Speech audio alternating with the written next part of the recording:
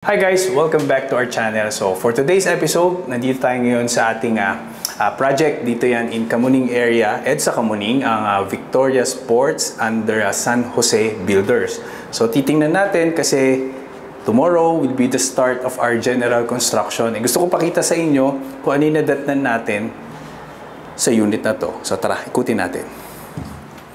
So guys, pagpasok mo, kung ano yung nakikita yung status ng unit na to, ito yung kanilang turnover. So basically, bare. Kung ano lang yung nandyan, yun yung magagamit natin. So pagpasok mo sa entrance, meron tayo ditong wall. So ito na yung magiging kitchen area natin. Ay, kitchen area. Mali ako. So itong wall na to is our toilet and bath. Tapos, meron tayong maliit na area doon. Yun yung magiging kitchen natin. So guys, very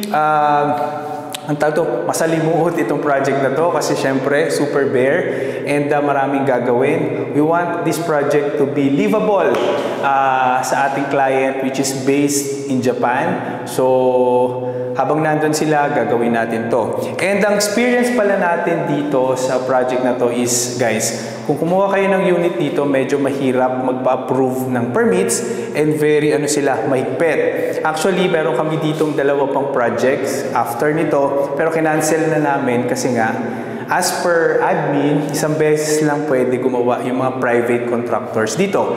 Pero kung meron kayo ditong units, meron silang parang in-house na mga contractors na pwede nyong pag-inquiran. Meron sila at least 3 na pwede nyong pagpilian. Sila kasi pwede silang gumawa kahit gaano kadami. Yung mga bago pumapasok like us, isang beses lang daw pwede gumawa for this project.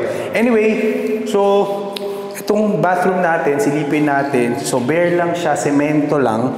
Tapos, actually, irregular pa yung pagkakat. Hindi siya ganun marami pang gagawin. So, aayusin pa natin. Magtitik-tik pa tayo ng onti dito. Preparation for tiling. Kisame mo, open. Yan. Madaming gagamba. Tapos, meron tayong mga abang dito for the lines. So, after waterproofing, check pa natin. No? Sana walang leak yung mga linya natin ng mga waste and water line. No?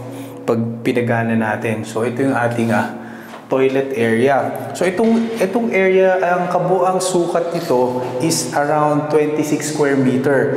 So gagawin natin siya into a 1-bedroom unit. Yon, so challenge talaga siya kung paano natin siya gagawing elegante and livable. Ito, meron tayong corner dito. Ito na yung pinaka-kitchen area. So syempre if you're living in a condo, normally maliit yung kitchen, pero this kitchen is not workable. So we'll try to maximize this area to have a good and a decent kitchen size. Tapos pagkakasyahin ko dito ang ating living, dining area. Tapos ang bala ko naman dito sa area na to, since medyo mataas yung ceiling height natin, gusto ko mag-step up ng onte para yung lower area magamit ko as storage, and yung upper part, this will be my bed area. So buti meron tayo ditong mga window. Those small lang yung mga windows natin. At least meron tayo, no? So para merong magandang ventilation.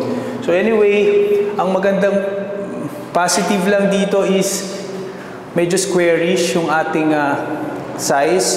So hindi ganun ka-tight. So challenge lang talaga, no? From scratch tayo gagawa for this project. So, tomorrow will be the start of our day 1 general construction and update ko kayo weekly para dun sa mga may units dito sa San Jose Builders in Victoria Station.